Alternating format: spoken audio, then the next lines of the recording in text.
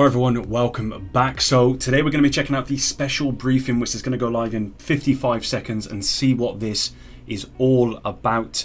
From what I've read, following my video that I did on Wednesday where I said it could be Division 3, it was a 0.01% chance. I realise it's not going to happen. But from what I've read since then, it appears to be kind of almost like a recap of where the Division currently is overall and what the aspirations are for this game going into the future. I think that's basically what it's all about. It's obviously in a VOD style. If you do want to watch it after this, there is going to be a VOD on YouTube as well that you can do it from. But yeah, we're going to check this out and see what this is all about.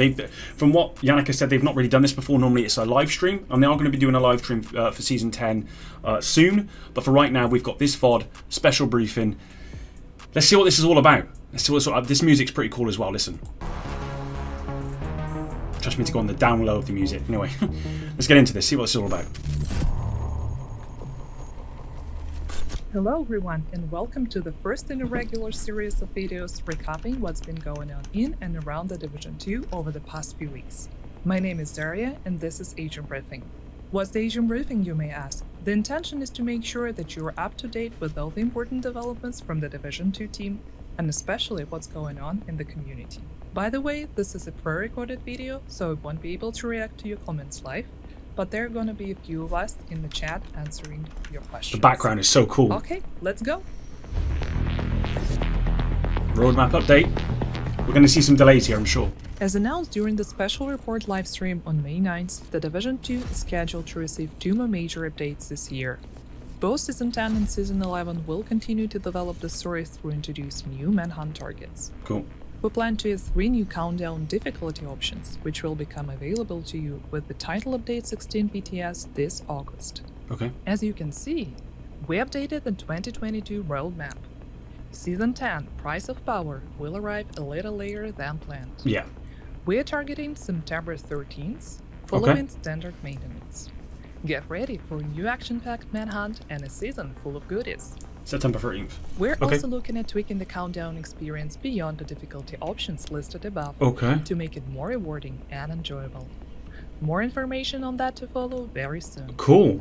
Season 10 will also bring legendary difficulty to the 2 remaining strongholds, namely Tidal Basin and Manin National Zoo. I won't be doing either of them. Time to gear up. Additionally, we will continue to support the game with new apparel events and updates focused on game health. And that new PvE game mode, I bet you all can't wait to see it.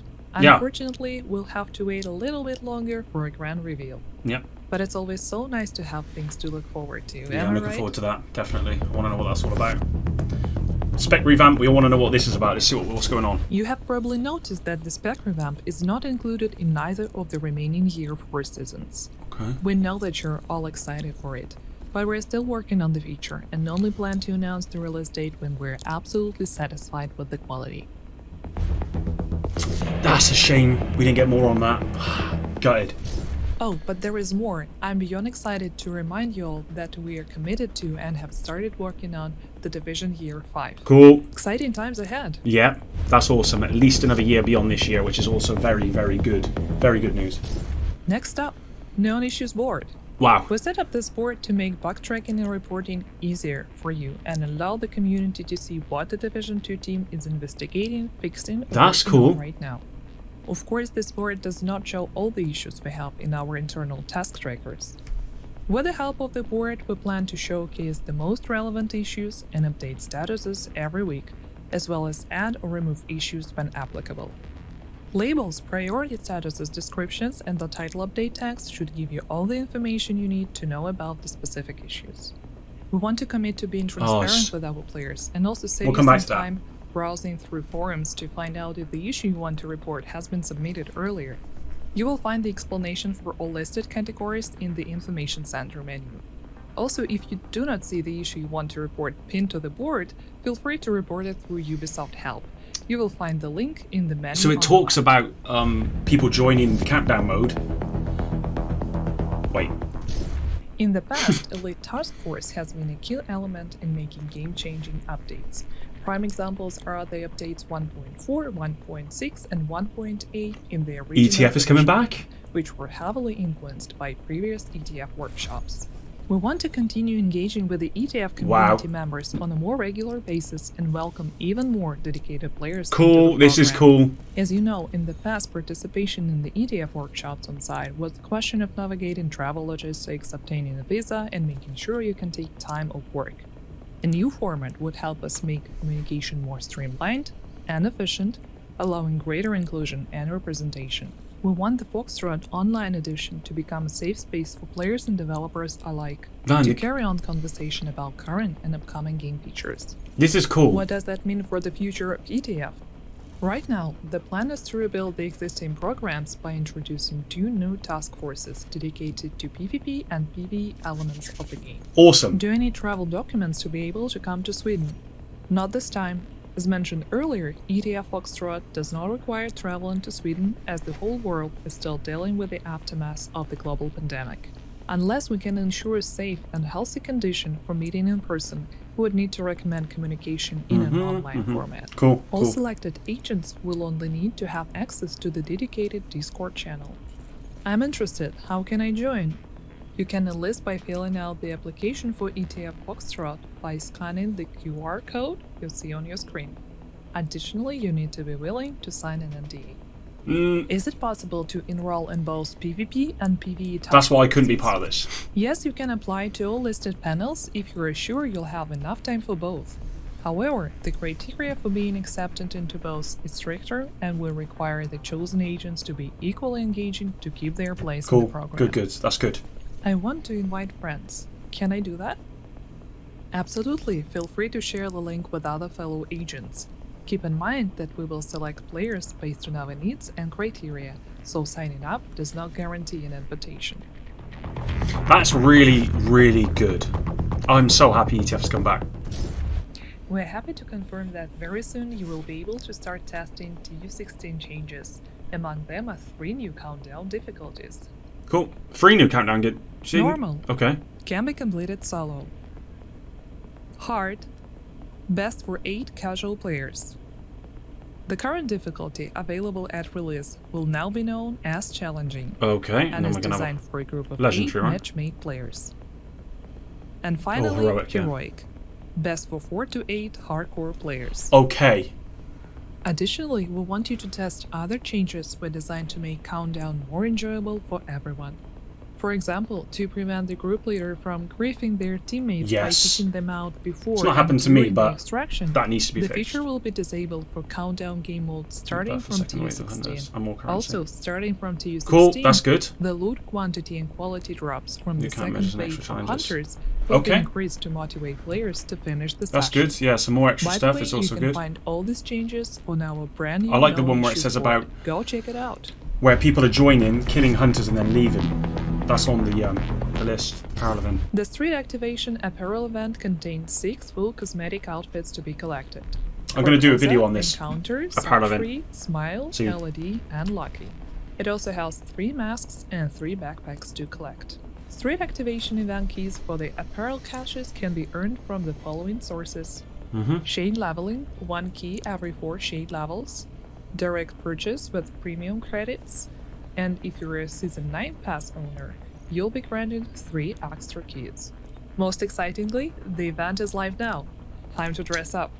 And don't forget to share screenshots of your agents sporting new outfits for a chance to be featured on our social media pages. The hoodies will be coming at a later time, for anyone wondering.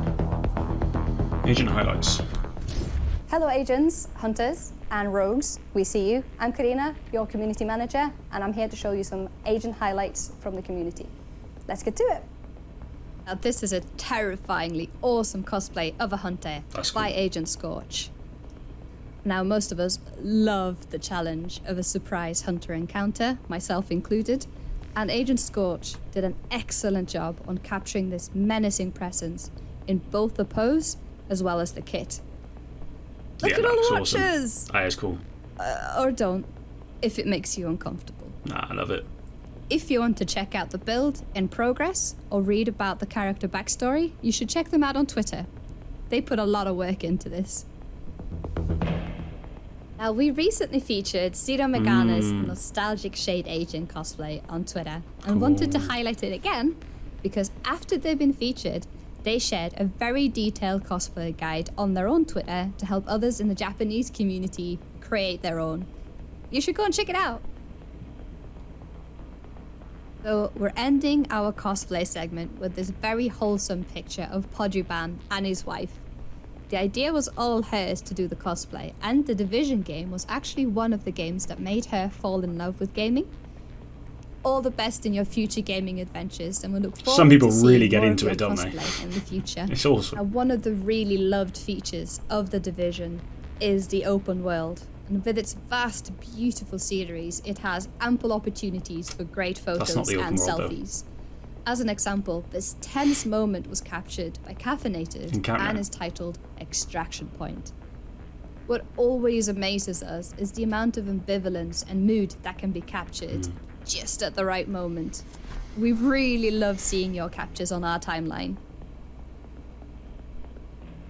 Now, Maiko shared a selfie taken with the local wildlife.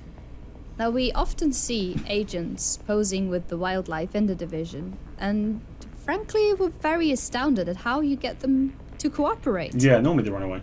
What sorcery is this? Let's move from sorcery to magic. If you want beautiful, moody virtual photography, you should check out Melly Dark Eyes. Her series, Reflections of an Agent, is captivating in the way that it plays with the light and nature in the Division. Magical. A recent gem that we found in the creations category is the custom-made Kina statue with a hunter mask. That's cool. Made by Edgar. Now, the community and ourselves were instantly impressed with the quality and the attention to detail, and we will all love to have this on our shelves. This must have taken you a lot of time. Very impressive. Now, in our scores and achievements section, we want to give a huge round of applause This is going to be a stupid Grifter number. for reaching shade level, wait for it, 10,000 in hardcore mode. Now, they did this across 2 characters with no respawns too. I'm a little bit anxious that you have this type of hardcore character out how there, do you but I have hope this you're much looking time? after them. Lastly, we want to share with you this epic and very rare in-game moment brought to you by Monaco I think I've the seen Cow. this.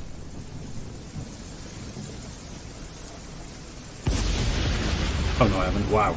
Cool. That was some amazing creations. To share yours with us, use the Agent Highlights hashtag. We'll see you then. And that's it for today. I hope you all enjoyed the show and learned something new. Until then, see you next time. Bye. Oh, cool, man. That's cool. So, yeah, not Division 3. Oh. Alright, guys. So what do you think about that? Let me know what you think about that in the comments down below. I think overall I'm pretty happy. There's some stuff in there I didn't expect. I just saw a comment, actually, from the Division game saying that following TU 15.4, there's been a 60% reduction in PC crashes, and there's going to be more fixes to come with TU 16. So that's some good news.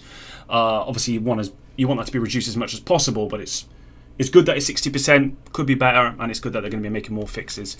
I'm really glad we are getting what seems to be a solo mode for Countdown, because that's cool. I know a lot of solo players, myself included, would enjoy that. I do like the matchmaking, to be honest with you, because it's kind of casual.